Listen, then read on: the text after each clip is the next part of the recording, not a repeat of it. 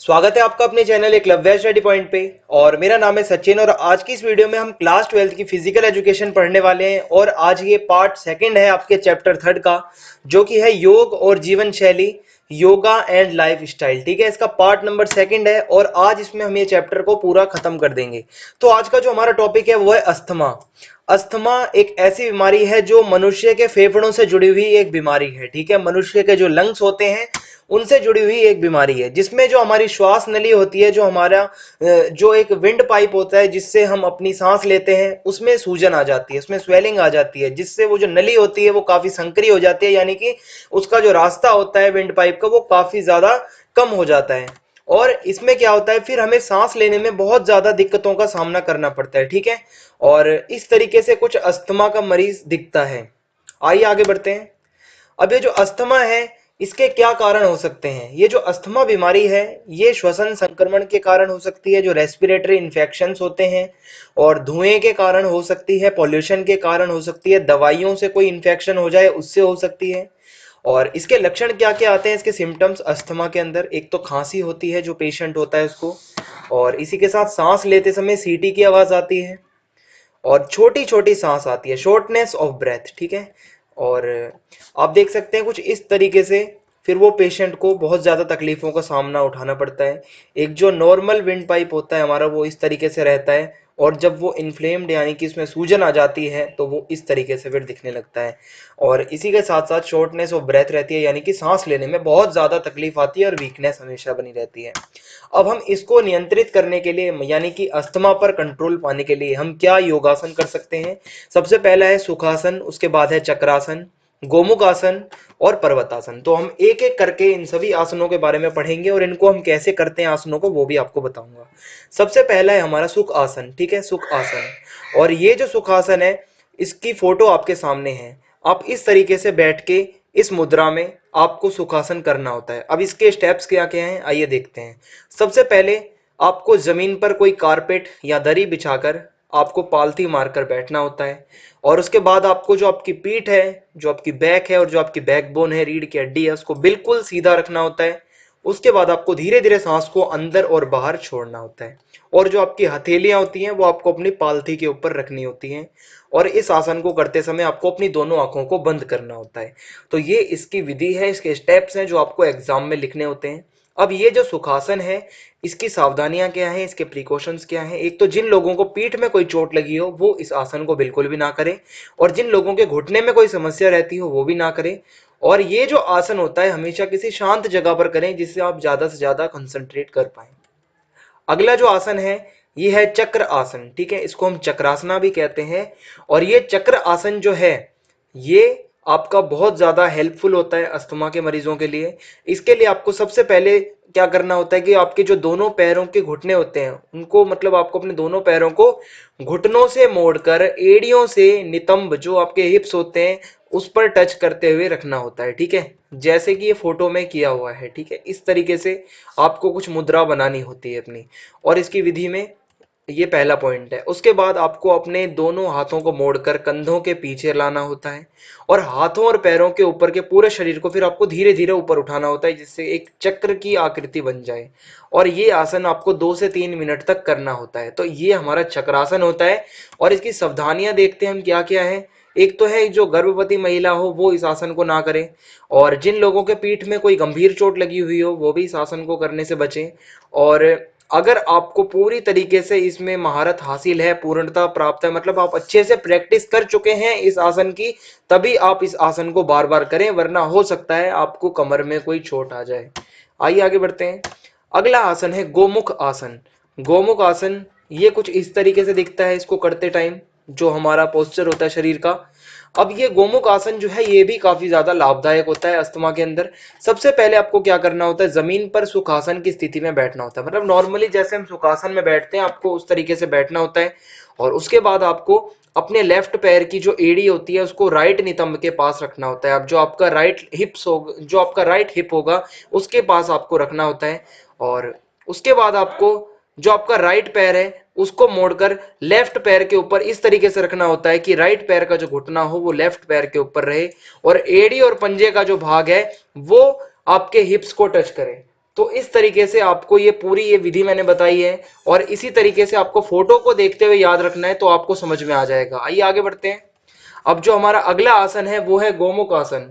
जो गोमुख आसन के और कुछ पॉइंट है देखते हैं कि उसके बाद आपको क्या करना होता है। जो आपका लेफ्ट हाथ होता है उसको पीठ के पीछे मोड़कर हथेलियों के ऊपर की ओर आपको ले जाना होता है, ठीक है। और उसके बाद आपका जो राइट हाथ है उसको राइट कंधे पर सीधा उठा लेना है, और फिर पीछे की ओर घुमाते हुए कोहनी से मोड़कर हाथों को एक दूसरे से बांध लेना है। अब ये जो विधि है, ये आप फोटो देखोगे तो आपको अपने आप ही ये पूरी विधि याद हो जाएगी। बस आपको फोटो पर फोकस रखना है कि किस तरीके से हमारा ये आसन रहने वाला है, कि घुटने किस साइड जाएंगे, हाथ किस साइड जाएंगे, आपके जो हिप्स हैं वो कहाँ पर रहेंगे। तो ये सारा कुछ आपको इस इमेज से आपको पता चल जाएगा। आगे देखते हैं। तो देखते हैं इसकी कुछ सावधानियों के बारे में। सबसे पहला तो ये है कि जो कंधा, पीठ और घुटना, इन तीनों से जुड़ी हुई अगर किसी को समस्या रहती है, किसी को दर्द रहता हो, तो वो इस आसन को बिल्कुल भी ना करे। और जो गर्भवती महिला है वो भी इस आसन को बिल्कुल ना करे। और धीरे धीरे इस आसन का समय बढ़ाएं। आपको एकदम से ही ज्यादा देर तक बैठे नहीं रहना है, आपको प्रैक्टिस करनी है पहले इस आसन की, और धीरे धीरे फिर आपको अपनी टाइम लिमिट को बढ़ाना है। अब अगला जो हमारा आसन है उसको हम कहते हैं पर्वतासन, ठीक है। जो ये जो पर्वत आसन है, इसकी जो मुद्रा है कुछ इस तरीके से होती है, आपको इस तरीके से बैठना होता है। अब इसकी विधि देखते हैं, इसके स्टेप्स क्या क्या हैं इसको करने के। तो सबसे पहला जो पर्वत आसन करने का स्टेप होता है वो होता है कि आपको फर्श पर अपना आराम से बैठना होता है सबसे पहले। और उसके बाद आपको गहरी सांस को अंदर लेते हुए दोनों हाथों को आपको ऊपर की तरफ सीधा खड़ा करना होता है। और उसके बाद आपको सांस को धीरे धीरे लेना होता है और धीरे धीरे सांस को छोड़ना होता है। तो मैंने आपको इमेज भी दिखाई कैसे करना होता है। और इसके लिए सावधानियां जो है वो ये है कि पीठ में अगर किसी को चोट लगी हो तो वो इस आसन को ना करे, और अगर किसी के कंधे में चोट लगी हो वो भी इस आसन को ना करे। अब जो हमारी अगली बीमारी है वो है उच्च रक्तचाप, जिसको हम हाई ब्लड प्रेशर भी कहते हैं, हाई बीपी। तो इसमें क्या होता है, जो उच्च रक्तचाप है, जो हाई बीपी है, इसमें क्या होता है कि हमारा जो हमारी धमनियां होती हैं, ठीक है, हमारी धमनियां जो होती हैं उसमें जो रक्त का दबाव होता है, यानी कि जो ब्लड का प्रेशर होता है, जहां से हमारी धमनियों में से रक्त जाता है, हमारी धमनियों में जो ब्लड का प्रेशर होता है वो बहुत ज्यादा बढ़ जाता है। और इससे हमारे शरीर पर फिर बहुत ज्यादा नेगेटिव इफेक्ट देखने को मिलते हैं। इसमें हमारा बीपी हाई हो जाता है। अब जब बीपी हाई होता है तो इसके क्या कारण होते हैं। एक तो हमारी खराब लाइफ स्टाइल, हमारी जीवन शैली दोषपूर्ण, हम एक्सरसाइज नहीं करते, और हम मतलब बहुत सारे मतलब खाद्य पदार्थ, कुछ ऐसे फूड खाते हैं जिनसे हमारा बीपी काफी ज्यादा बढ़ सकता है। अगर हम मानसिक रूप से तनाव लेते हैं, मेंटली स्ट्रेस्ड रहते हैं, तो भी हमारा बीपी हाई हो सकता है। और ज्यादातर हम तेल वाली चीजें खाएं अगर, और तली हुई चीजें, मसाले ज्यादा खाएं, तो इससे भी हमारा बीपी जो है वो हाई हो सकता है। अब जो इसके लक्षण क्या होते हैं, इसके सिम्टम्स क्या होते हैं। अगर किसी का बीपी हाई हो जाता है तो उसको चक्कर आने लगते हैं, उसको नींद नहीं आती, गर्दन में दर्द रहता है और गुस्सा बहुत आता है। ये हाई बीपी के कुछ सिम्टम्स होते हैं। अब हम इसके लिए क्या कर सकते हैं, इसको कंट्रोल करने के लिए कुछ आसन होते हैं, जैसे एक ताड़ासन है, वज्रासन है, पवन मुक्त आसन है और चक्रासन है। तो ये कुछ आसन है जिनको हम कर सकते हैं। तो सबसे पहले ताड़ासन होता है, ये व्यक्ति जैसे कर रहे हैं सेम ये इसकी मुद्रा होती है ताड़ासन की। और ताड़ासन करने की अब जो एक विधि है, जो स्टेप्स हैं वो आपको बताता हूँ। सबसे पहले आपको किसी समतल यानी कि एक मतलब ऐसे ग्राउंड पर खड़ा होना है जहां पर आप अपने पैरों को आपस में मिलाकर सीधे खड़े हो सकें अच्छे से। और उसके बाद आपको अपने दोनों हाथों को सांस भरते हुए ऊपर की तरफ उठाना होता है, और उसके बाद हाथों को ऊपर ले जाकर अपनी हथेलियों को मिलाना होता है, ठीक है। और उसके बाद जैसे जैसे आप हाथ को ऊपर उठाते हैं वैसे वैसे आपको पैर की एड़ियां भी अपने ऊपर उठानी चाहिए, ठीक है। आपको फोटो में दिखाता हूं, जैसे आप देखोगे इनकी एड़ी भी ऊपर उठती है, और जैसे जैसे हाथ ऊपर जा रहे हैं इनके हाथ के साथ साथ एड़ी भी ऊपर उठानी होती है, ठीक है। तो इस तरीके से जो है आपका ताड़ासन होता है। और ताड़ासन में कुछ सावधानियां होती हैं, जैसे कि जो प्रेग्नेंट वीमेन है वो इस आसन को ना करें। आसन को करते समय अगर कोई भी प्रकार की परेशानी आपको होती है तो आप अपने डॉक्टर से सलाह लें। और उसके बाद अगर पैर में अगर आपके कोई समस्या रहती है, तो खिंचाव वगैरह की, तो आप इस आसन को ना करें। अगला जो आसन है वो है वज्रासन। वज्रासन के बारे में आपने पढ़ा भी था। अब जो वज्रासन होता है इसमें आपको सबसे पहले अपने दोनों पैरों को सामने की ओर आपको सीधा रखकर बैठना होता है, और वज्रासन मैंने आपको पढ़ाया भी है। फिर आपको उसके बाद अपने राइट पैर का जो घुटना होता है उसको मोड़कर अपने राइट पैर के जो मतलब आपका राइट नितंब होता है, राइट हिप होता है, उसके नीचे रखना होता है। उसके बाद यही प्रक्रिया आपको उल्टी दोहरानी होती है। जो आपका लेफ्ट पैर होता है उसको मोड़कर आपको अपने लेफ्ट हिप के नीचे रखना होता है, कुछ इस तरीके से फिर ये मुद्रा बन जाती है। तो ये हमारा वज्रासन कहलाता है। अब वज्रासन करने के लिए क्या आगे भी कुछ होता है, अगर ये जब आपने कर लिया तो उसके बाद जो आपकी कमर होती है वो आपको सीधी रखनी होती है, गर्दन सीधी रखनी होती है, सर को एकदम सीधा रखना होता है, और जो आपके दोनों पैरों के अंगूठे होते हैं वो पीछे से मिले होने चाहिए आपस में। और लास्ट में फिर आपको अपनी जो हाथ की जो हथेलियां होती हैं, जो आपके हाथ होते हैं, उनको अपनी जांघों पर यानी कि थाइस पर रखना होता है, फिर लास्ट में आपको अपनी आंखों को बंद कर देना होता है। देखिए, ये आपके थाइस पर आपके हाथ आ जाएंगे, पैर दोनों पीछे चले जाएंगे, गर्दन, पीठ और सर आपका एकदम सीधा होगा। अब इसमें कुछ सावधानियां होती हैं, कुछ प्रिकॉशंस होते हैं, जैसे अगर किसी को जोड़ों में दर्द रहता है वो इस आसन को ना करे, और अगर किसी को कमर दर्द रहता है वो इस आसन को ना करे, किसी व्यक्ति को एड़ी में दर्द होता है वो भी इस आसन को ना करे, और जो प्रेग्नेंट वीमेन है वो भी इस आसन को ना करे। अगला जो आसन है वो है पवन मुक्त आसन। पवन मुक्त आसन भी मैंने आपको पढ़ाया है, ये भी आपका हाई बीपी में काफी ज्यादा हेल्पफुल होता है। और इसमें पवन मुक्त आसन को करने की जो विधि है वो इस तरीके से, आपको सबसे पहले अपने हिप्स के सहारे आपको जमीन पर लेटना होता है। लेटने के बाद आपको अपने दोनों हाथों से घुटनों को मोड़कर छाती पर रखना होता है, और उसके बाद आपको सांस को छोड़ते समय दोनों घुटनों को हाथों से दबाकर छाती से टच करना होता है, चेस्ट से अपनी, और सिर को उठाते हुए घुटनों से अपनी नाक को टच करना होता है। ये पूरी विधि आपको पेपर में लिखनी पड़ेगी, इसलिए आपको इमेज दिखाई जाती है ताकि आपको याद रहे कि कैसे कैसे करना है। और ये आसन आपको 30 सेकंड से 2 मिनट तक करना होता है।